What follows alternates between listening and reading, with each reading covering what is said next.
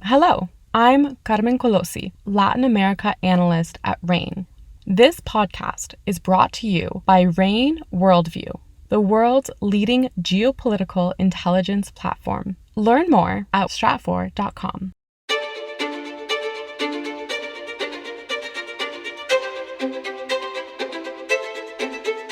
You're listening to the Essential Geopolitics podcast from RANE. I'm Emily Donahue.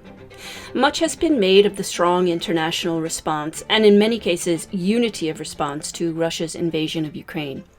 In the United States, which has been a leading voice against the invasion, it's found a mixed reaction from neighbors to its north and south. Here with details is Sydney Casey, a researcher with the Latin America desk at RANE. Welcome, Sydney. Thank you, Emily. It's great to have you on the podcast, Sydney. Can you give me a quick rundown of which Latin American countries are supporting this international sanctions effort? Absolutely. Since the invasion and the announcement of sanctions after the invasion, we've seen Argentina, Chile, Colombia, Costa Rica, the Dominican Republic, Ecuador, Guatemala, and Uruguay vocally condemn the aggression in Ukraine. And that leaves some outliers, I assume Venezuela and other countries that historically have less amicable relations with the U.S. abstaining, or are they supporting Russia? We've seen Cuba, Venezuela, and Nicaragua be the only countries to vocally support the Russian invasion of Ukraine.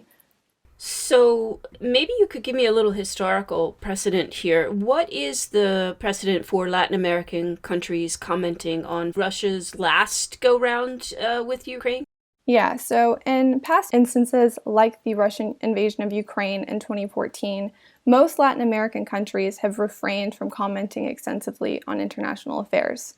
In 2014, a handful of Latin American countries spoke out against the referendum in Crimea, while Cuba, Venezuela, Nicaragua, unsurprisingly, expressed their support, but most of the countries in the region expressed no clear position, which was in line with Latin America's tendency to stay out of international affairs at that time. What's different this time, and secondarily, why are countries deciding whether or not to condemn Russia's actions?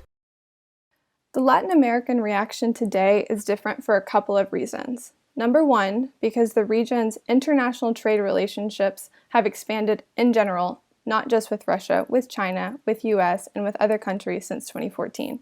So depending on the trade goals of a given country, they may condemn, support, or remain neutral for their own benefit. Two, we're seeing leaders simply more willing to voice their opinions on global events, more so than we ever have in the past. They're willing to use the opportunities to comment on these international events as bargaining chips internationally. We've seen countries in the region condemn the invasion, we've seen countries come out in support of the invasion, and we've seen countries remain silent, but all of these instances mean something strategically. And what do you mean when you say all of these instances mean something strategically? So for example, Cuba, Venezuela, and Nicaragua obviously supported the invasion because of their shared ideology and because they want to affirm their relationship with Russia in order to get around US sanctions and potentially other reasons. In another instance, we've seen Argentina maintain a hard line of condemnation of the invasion and anti-imperialism in general, given the fact that they're still in a territorial disagreement with the UK over the Falkland Islands. We're seeing Argentine newspapers draw numerous comparisons to their domestic situation, so it's no surprise that despite President Fernandez's meeting with Vladimir Putin on February 3rd in Russia, and the fact that 20% of the Argentine population is vaccinated with Sputnik V, Argentina is still speaking out against the invasion. Domestically, anti-imperialism is simply too important. On the other hand, we have countries that have chosen to remain ambivalent about the invasion, which is just as telling. In Brazil's case, President Bolsonaro said they will remain neutral and help however possible to find a solution.